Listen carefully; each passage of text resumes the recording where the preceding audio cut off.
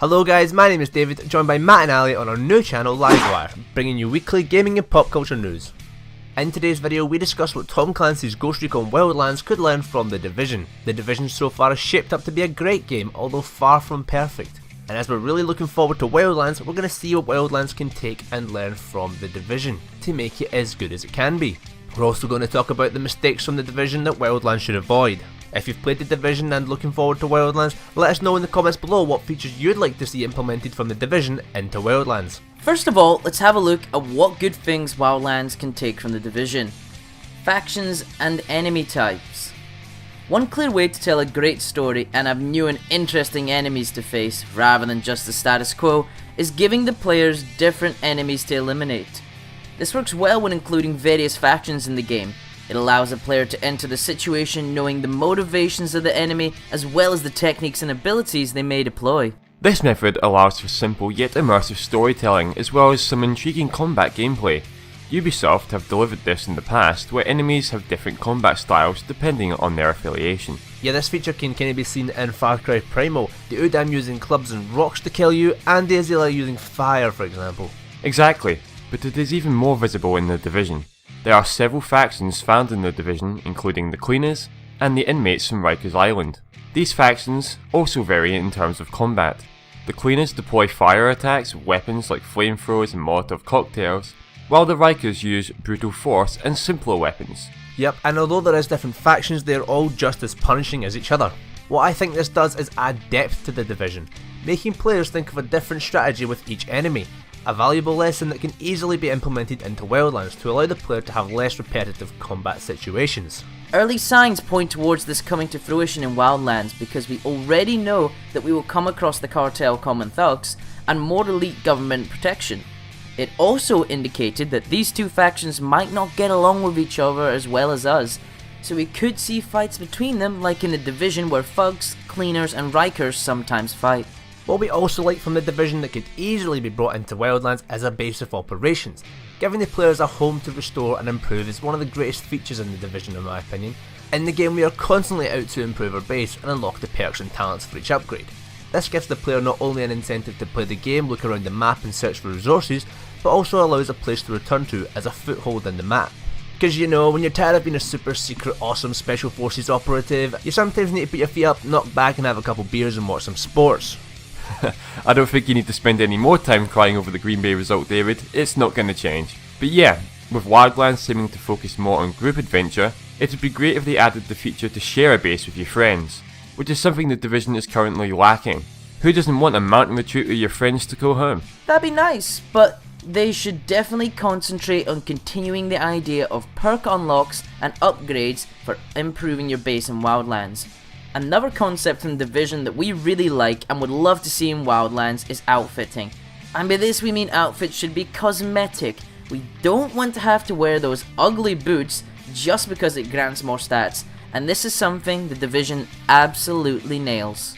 Yeah, aside from the body armour and the odd knee pads and gloves, our outfit in The Division is only cosmetic with no extra stats, meaning we can look exactly how we've always wanted to and we dreamed of growing up to be Action Man. Now to get these cosmetic outfits in The Division, you kinda had to get them from either a person in the street or from looting a house for example. You can simply implement this into Wildlands with how you help the public or just in the environment in general, but you could also get some outfits and clothes from maybe those market stalls you see in the trailers. Agreed, don't fix something that isn't broke. This method works a treat, and character customization is based on personal preference, so there'd be a real shame if we have to revert back to applying gear we dislike just to improve our stats. You know what else I really like in The Division guys? The intel system. The intel systems? Yeah, you know the phone recordings, incident reports, echoes, crashed drones, security feeds and so on. In my opinion these collectibles further the story a lot, and it brings even more immersion into the game. I thought it was really cool to see what happened to people in a certain location, or how the thugs, cleaners or Rikers react to people in The Division that they come across. Similar to The Division, I think it'd be awesome to see how the cartel react with the public via security feeds and so on. And it'd be great to gather intel on the drug cartel's movements, on their informants, or just a little side street drug dealer guys. We could gather security footage, traces of drugs, and things such as that could be our collectible intel. I like it. You mentioned seeing how the cartel reacts with the public. The Division does that really well in the open world too. If you walk down most streets in The Division, it is highly likely you will come across a cleaner burning civilians or a Riker beating one to a pulp. Little encounters like these give these factions more purpose, and you truly want to defeat them after seeing their injustices in the open world. So far, early news of Wildlands reports that the game is taking immersion to the next level, so they have to include encounters like this. How will the cartel react to the public? Or the government protection react to the cartel's common thugs? Like every game, however, the Division isn't perfect, so Wildlands could learn a lot more from the Division by excluding some of its features or improving upon them significantly. One of my biggest problems with the Division is its lack of base character customization. To call it customization is actually a bit laughable. It is essentially pick a gender and a race, not add one accessory and a neck tattoo. There, you're done. Yeah, this really bombed and in my opinion kept everyone looking almost the exact same apart from the old hat or the glasses. Players want to have their own identity in games like these, and the Division doesn't really supply us with this.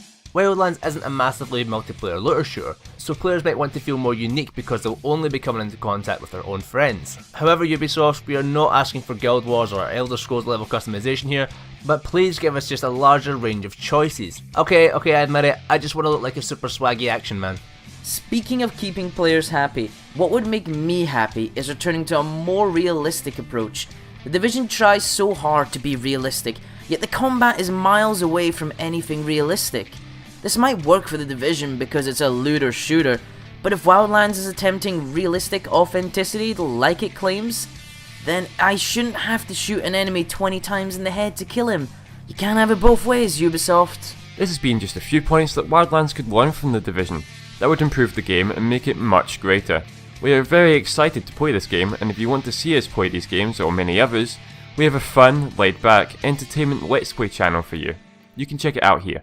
As we've said before, you can also leave a comment down below telling us what features you liked in the Division that you'd love to see in Wildlands, or just new creative ideas that you've came up with yourself. We'd love to see a comment from you guys and we'll be sure to respond to them. And remember, if you want to look out for the latest news on video games and TV shows on this channel, you can hit that subscribe button, show us some support, leave a little like rating if you want, and until next time guys, we will see you later. Thanks again for watching guys. This is our first video on our new channel, but we have 90 plus videos over at Tube Noobs TV. You can click here to watch our video on all you need to know about Wildlands, or click here for information on Ubisoft's other upcoming title, For Honor.